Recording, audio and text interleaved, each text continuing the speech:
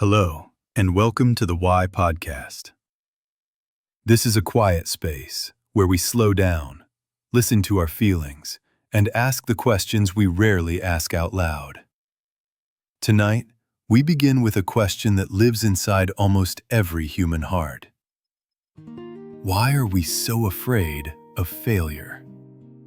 It sounds like a simple question, almost too simple. We think we already know the answer. We tell ourselves it's because failure hurts, because it's embarrassing, because nobody likes to lose. But if that were the whole truth, we wouldn't fear it the way we do. There are many things in life that hurt. There are many moments that embarrass us. There are many ways we lose every single day.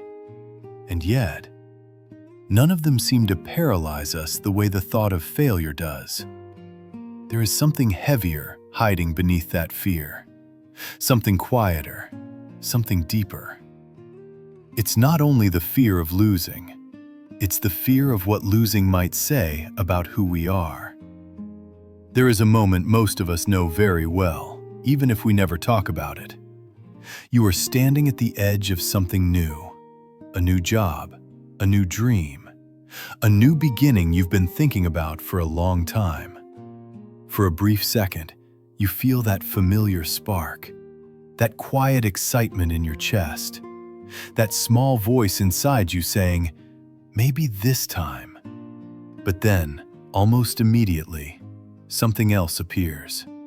Your mind tightens, your breathing changes, your thoughts begin to race. What if I'm not good enough? What if I fail? What if everyone sees me fail? What if I prove my worst fears about myself are true? So you hesitate. You slow down. You tell yourself, maybe later. You tell yourself you need more time, more preparation, more certainty. And sometimes, you wait forever. Not because you don't want it, but because you are terrified of what might happen if you go for it and fall. If you've ever been in that moment, you are not weak. You are not broken. You are not alone. Fear of failure lives inside almost everyone. But it doesn't always look the same. Some people hide it behind perfection. They polish every detail. They overwork. They never rest easily. Because deep down, they believe one failure could destroy everything. Some people hide it behind confidence. They speak boldly. They look fearless. They look untouchable. But when they are alone at night, the fear is still there, whispering, "What if all of this disappears the moment I fail?" And some people hide it by never trying at all. Because if you never fully try, you never fully fail. Different masks, same fear. We tell ourselves we are afraid of failing, but very often we are even more afraid of being seen failing, of being judged, of being laughed at, of disappointing the people we care about. So we choose safety over possibility. We choose silence over risk. We choose comfort over growth. Fear is a strange companion. It walks beside us quietly. It doesn't always shout. Sometimes it only whispers. It tells us it is here to protect us, to keep us safe, to stop us from getting hurt again. And in many ways, that is true. Fear is born from memory.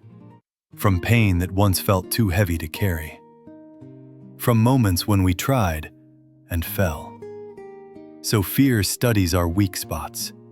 It learns where it hurts the most. And it makes us one quiet promise. If you don't go there again, you won't feel that pain again.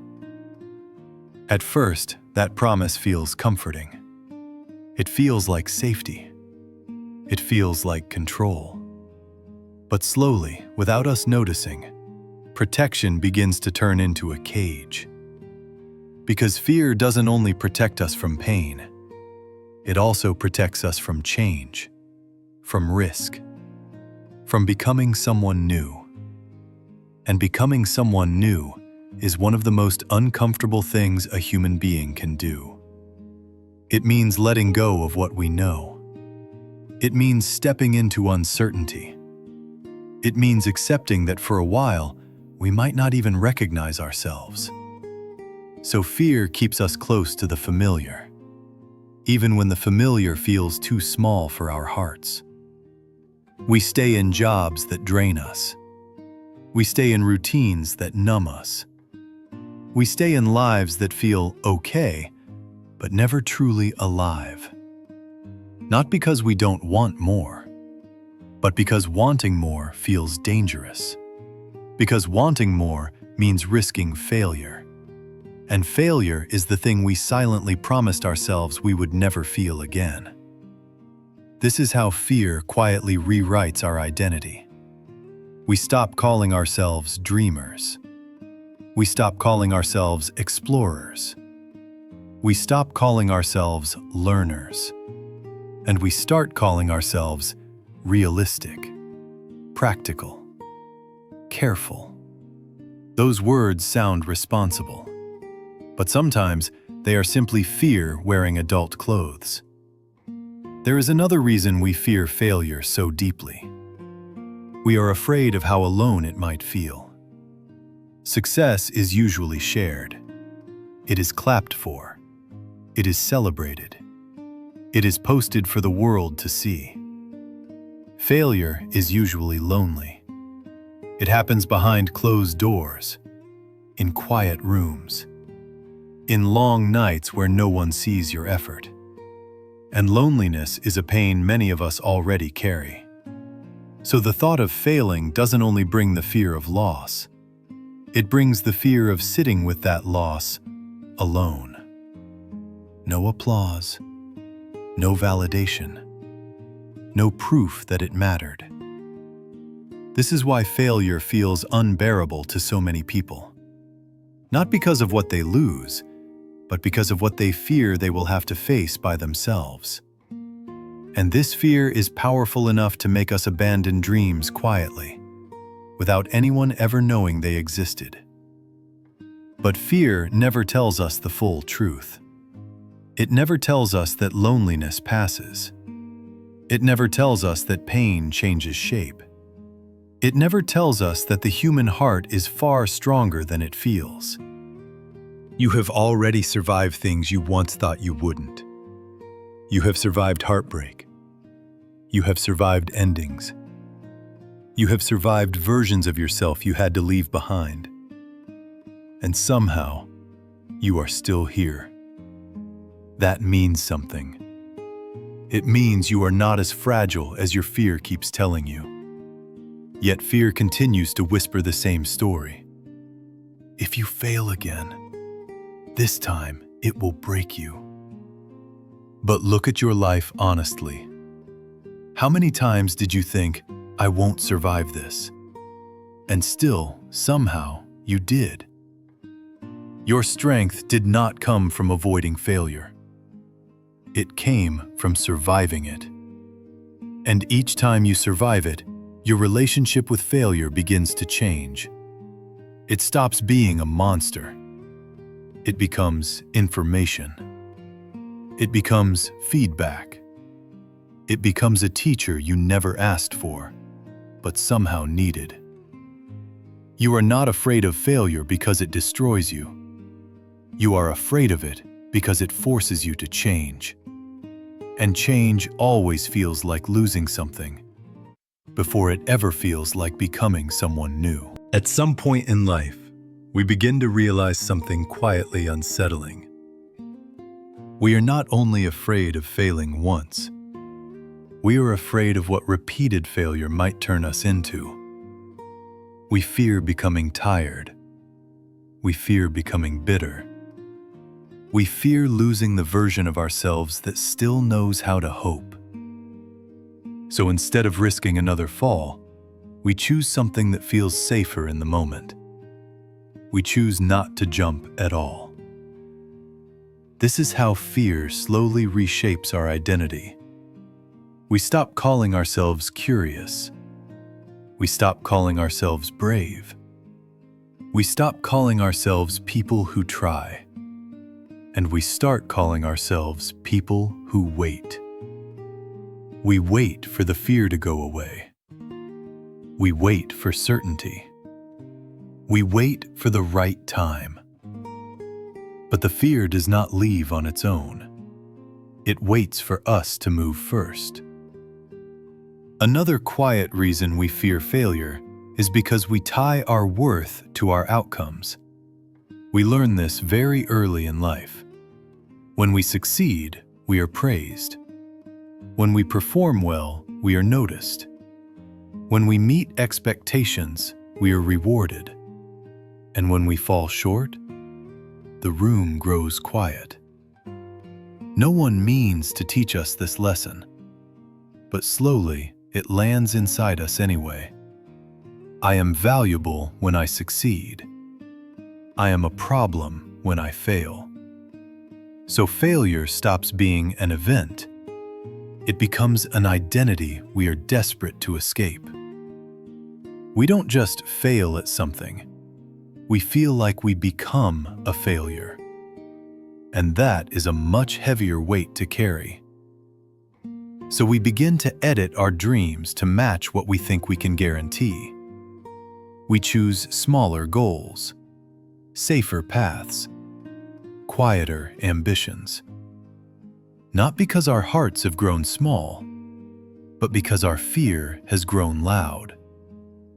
This is one of the cruelest tricks fear plays on us.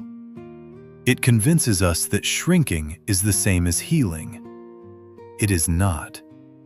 Healing helps you take up space again. Fear teaches you to disappear quietly. Another reason failure frightens us is because it threatens our sense of control. We like to believe that life is predictable, that if we do the right things in the right order, we will receive the right results. Failure breaks that illusion. It reminds us that effort is not a guarantee, that intention is not a promise, that life does not always follow our plans. And that loss of control feels terrifying. So we grip harder. We plan more. We analyze every possible outcome. Not because we trust ourselves, but because we don't trust uncertainty. We think that if we can just predict everything, we can avoid getting hurt. But life does not move in straight lines. It curves. It turns. It breaks open in places we never expected. And failure is often the sound of that breaking. Another quiet truth is this. Sometimes we are not afraid of failing. We are afraid of what success might demand from us. Success brings visibility. It brings expectation. It brings the pressure to keep rising. And not everyone feels ready for that weight. So fear offers us a compromise. Stay smaller, it says. Then no one will ask more of you. And part of us listens. Because staying small feels easier than standing exposed. But staying small for too long comes with a quiet cost. You begin to feel invisible in your own life. You do what is expected. You say what feels safe. You live within the lines you never chose. And somewhere inside you, a question keeps returning. Is this really who I am?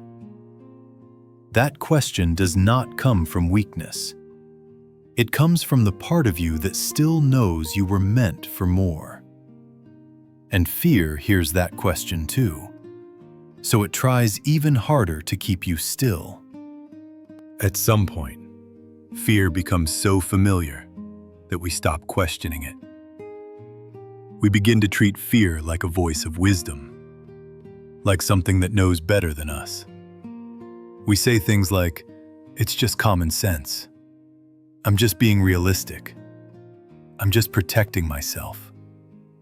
But very often, what we call realistic is simply fear that has learned how to sound reasonable. Fear doesn't always come as panic. Sometimes it comes as logic. It lists all the ways things could go wrong. It shows you every possible mistake. It reminds you of every time you felt embarrassed, small, or ashamed. And because those memories are real, fear feels credible. We rarely stop to ask one important question. Is this voice truly protecting me, or is it controlling me? That question is uncomfortable. Because if the answer is control, then we must face something even harder. We must face the possibility that we have been living under rules we never consciously chose. Rules made of fear. Rules made of old pain. Rules made inside moments when we felt helpless and alone. Another reason we fear failure so deeply is because failure threatens our sense of belonging. From the moment we are young, we learn that success brings approval. Good grades get praise. Good behavior gets acceptance. Good performance gets attention. And when we fall short, we don't just feel disappointed. We feel separated.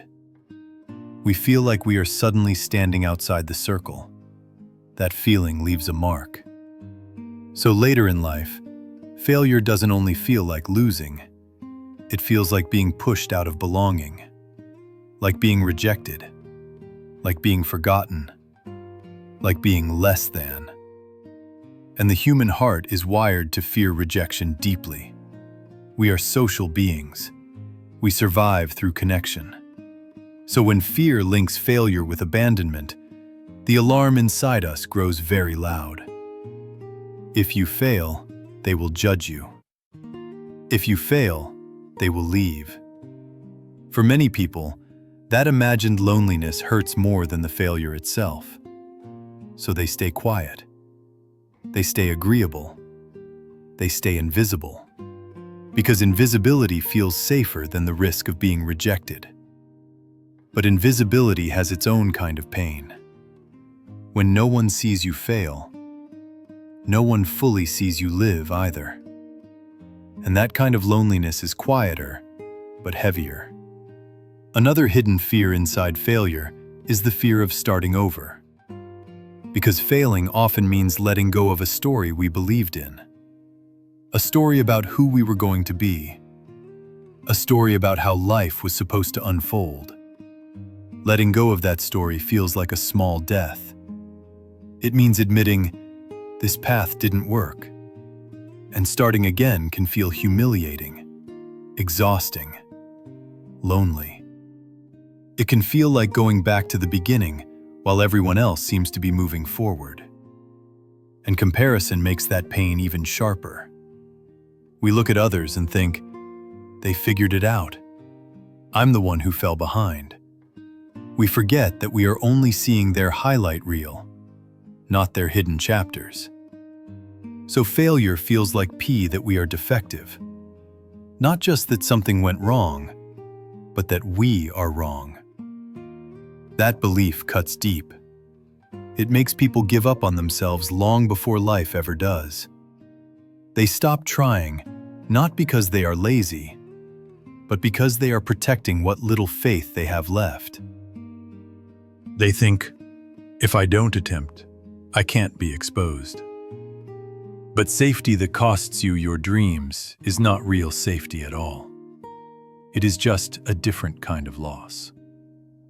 A loss that happens slowly, quietly, without a visible crash.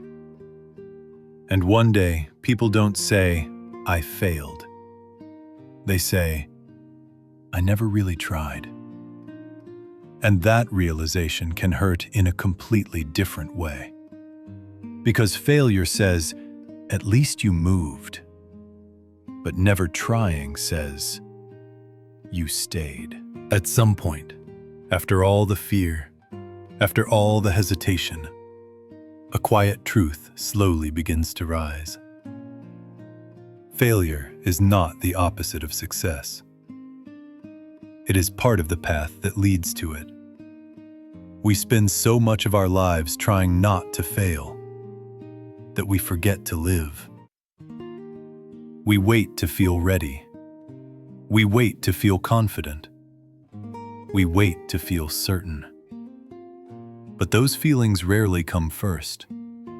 They are built after we take the step, not before. Most people you admire did not feel brave when they began. They felt afraid. They felt unsure. They felt exactly the way you feel now. But they moved anyway. They failed. They adjusted. They tried again.